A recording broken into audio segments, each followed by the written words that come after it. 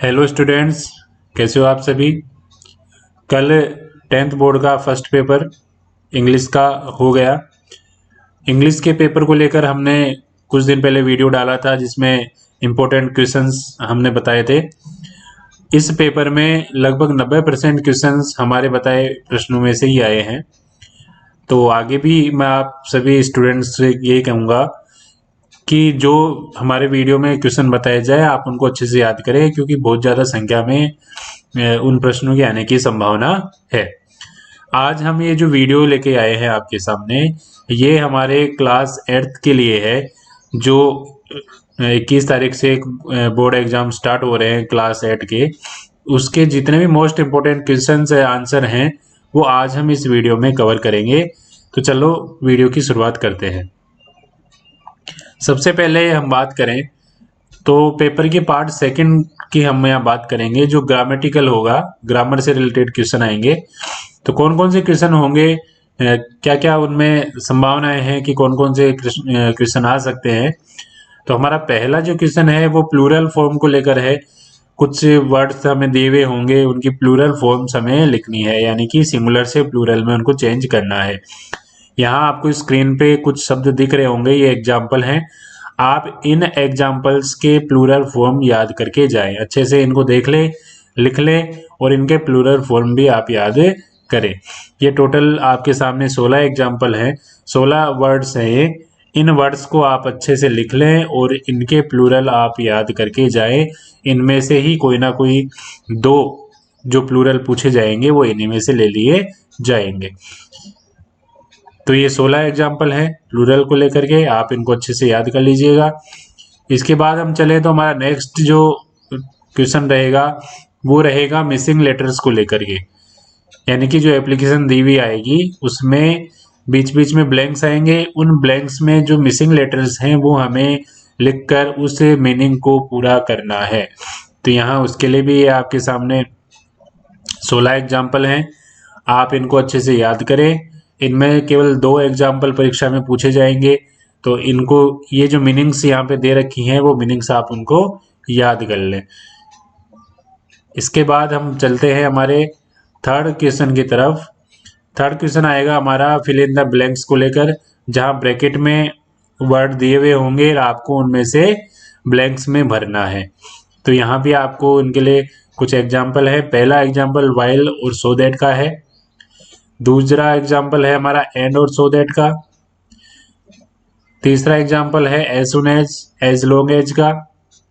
चौथा एग्जाम्पल है and but so that का। पांचवा एग्जाम्पल है सो दैट एंड का।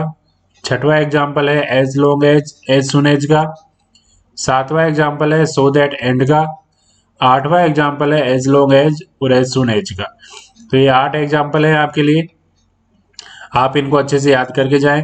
इनमें से ही कोई 2 एग्जाम्पल आपको पूछे जाएंगे बोर्ड एग्जाम कक्षा 8 में।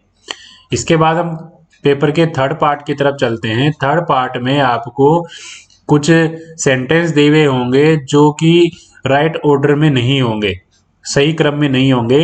आपको उनको रीअरेंज करना है, यानी कि उनको सही पैटर्न में लिखकर, सही क्रम से लिख करके एक मीनिंगफुल सेंटेंस बनाना है।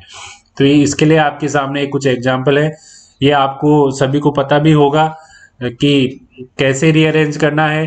तो जो हमारे सेंटेंस के फॉर्मेशन का जो पैटर्न होता है, सबसे पहले सब्जेक्ट, फिर अगर हेल्पिंग वर्ब है तो वो, फिर मेन वर्ब, फिर ऑब्जेक्ट हमारा आता है। तो इसी पैटर्न पे आप इनको लिखिएगा।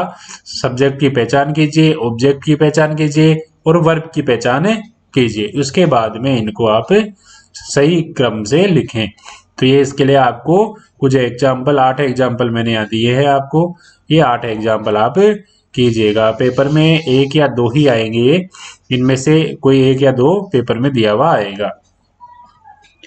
आगे चले तो हम, अगला प्रश्न है हमारा जिसमें आपको एक स्टोरी की कुछ लाइनें दी हुई होंगी, उनको रीअरेंज करना है। ये जो लाइनें हैं ये भी क्रम से नहीं है, आपको इनको अरेंज करना है, यानी कि किस स्टोरी में ये लाइन किस क्रम पे आएगी।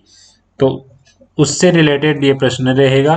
ये मैं आपको यहाँ कुछ स्टोरीज दे रहा हूँ। पहली स्टोरी है वुड कटर वाली, जिसमें उसकी कुल्हाड़ी पानी में गिर जाती है। सेकंड स्टोरी है यहाँ पर जो कबूतर जाल में फंस जाते हैं उसकी। थर्ड स्टोरी है लॉयन एंड माउस वाली है। इसके बाद में फोर्थ स्टोरी है यहाँ पर जो अपना टोर्टोइज एंड हेयर वाली, खरगोश और कछुए की जो दौड़ प्रतियोगिता होती है उसकी। फिफ्थ स्टोरी है हमारी बी एंड डव की। सिक्स्थ स्टोरी है लैम्ब ऑन वुल्फ की, जिसमें वो जो भेड़िया होता है वो उस लैम्ब को खाने के लिए, मारने के लिए कोई ना कोई बहाना ढूंढ ही लेता है। सेवंथ हमारी स्टोरी है ग्रीडी डॉग वाली। एर्थ हमारी स्टोरी है फॉक्स एंड ग्रेप्स वाली। तो इनको आपको सही क्रम से अरेंज करना है इन लाइनों को, यानी कि पहले 1 नंबर पे कौन सी लाइन आएगी, फिर 2 नंबर पे कौन सी आएगी, 3 पे कौन सी आएगी, 4 पे कौन सी आएगी, 5 पे कौन सी आएगी। तो इससे रिलेटेड भी बस एक क्वेश्चन आएगा आपका, तो इनको आप अच्छे से याद कर लेना। इसके बाद में चौथा हमारा जो पार्ट है पेपर का वो आएगा इनफॉर्मल लेटर को लेकर। इनफॉर्मल लेटर मतलब अपने दोस्त को, अपने भाई बहन को, अपने माता पिता को, अपने कोई रिश्तेदार को आप जो लेटर लिखेंगे वो इनफॉर्मल लेटर कहलाता है। इस बारे में हमारे YouTube चैनल पे पहले वीडियो डाले भी हैं हमने, तो वो उस वीडियो को देखकर आप लेटर का वो फॉर्मेट याद कर ले। उसमें बीच में 1-2 लाइन आप जोड़नी है आपको, बाकी आपका लेटर हो जाएगा। तो वो 1-2 लाइन भी आपको इसमें प्रश्न में दी हुई आएंगी। जैसे फर्स्ट जो लेटर है उसमें आपको अपने फ्रेंड को लेटर लिखना है कि उसने परीक्षा में अच्छे नंबर पाए हैं, तो उसके लिए आप उसको कॉन्ग्रेचुलेट करेंगे। तो ये लेटर तो हमने अपने वीडियो में डाल रखा है पूरा, ऐसे कि ऐसा लेटर हम कैसे लिखेंगे, तो बस आप पूरा का पूरा वो लेटर याद करके लिख लेना। इसके बाद में सेकंड जो लेटर है वो आप अपने फादर को या ब्रदर को, दोनों में से किसी एक को लिखने के लिए प्रश्न आएगा, उनको लिखना है और आपको ये बताना है भाई आपकी पढ़ाई कैसे चल रही है। इसमें जो नीचे ये 3 लाइनें दे रखी हैं, इन 3 लाइनों के अकॉर्डिंग ही आपको वो लेटर लिखना है, यानी कि इन तीनों लाइनों को भी लेटर में शामिल करना है लिखते समय, तो वो हमारे लिए लेटर लिखना आसान हो जाएगा। थर्ड हमारा जो लेटर है वो अपने फ्रेंड को लिखना है और उसको अपनी बहन की शादी में बुलाना है आपको। उसके लिए आपकी हेल्प के लिए 4 लाइनें यहाँ पर दे रखी हैं। इन 4 लाइनों को आप, चौथा हमारा लेटर है जिसमें आप अपने फादर को लेटर लिखेंगे और उसमें अपनी माँ की हेल्थ के बारे में आप पूछेंगे। तो ये 4 आपके लिए इनफॉर्मल लेटर हैं।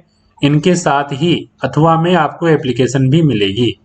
अथवा में होने का मतलब है कि या तो आप लेटर लिखिए या फिर एप्लीकेशन लिखिए, 2 आएंगे, दोनों में से आपको एक करना है। तो 4 एग्जाम्पल आपको मैंने लेटर के दे दिए हैं। ये अगर आपको आसान लगे तो इनको याद कर लीजिए, नहीं तो आप एप्लीकेशन याद कर लीजिए। तो जो एप्लीकेशन है उनमें फर्स्ट में आपको ट्रांसफर सर्टिफिकेट यानी कि टीसी के लिए अपने प्रिंसिपल को या अपने हेडमास्टर को लेटर एप्लीकेशन लिखनी है, जिसके लिए आप ये जो ब्रैकेट में शब्द दे रखे हैं इनकी हेल्प ले सकते हैं। इसके बाद में सेकंड जो हमारा क्वेश्चन बनेगा उसमें भी आप क्या करना है कि आपको टीसी इश्यू की गई थी लेकिन वो खो गई है, तो आपको दोबारा से जो डुप्लीकेट टीसी है वो याद करनी है। तो यहाँ पर देखो दोनों टीसी से रिलेटेड हैं, बस एक लाइन चेंज हो रही है, तो दोनों में से केवल आपको एक एप्लीकेशन याद करनी है।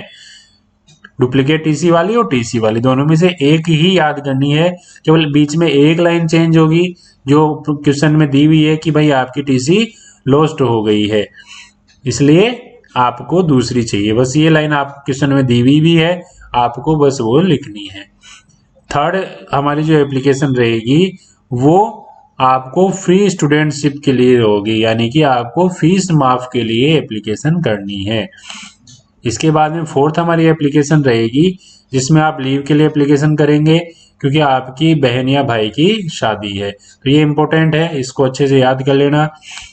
इसके बाद में पांचवी है हमारी, यहाँ पर आपको करेक्टर सर्टिफिकेट इशू करने के लिए एप्लीकेशन लिखनी है। तो ये 5 एग्जाम्पल हैं आपके लिए एप्लीकेशन लिखने के लिए, और 4 एग्जाम्पल हैं लेटर के।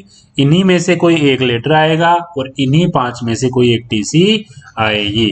अब यहाँ देखिए, जो लीव वाली जो टीसी है, जिसमें हम अपने बहन या भाई की शादी के लिए लीव लेना चाह रहे हैं, इसी में लीव वाली में ही 2-3 प्रकार की एप्लीकेशन हो जाती हैं।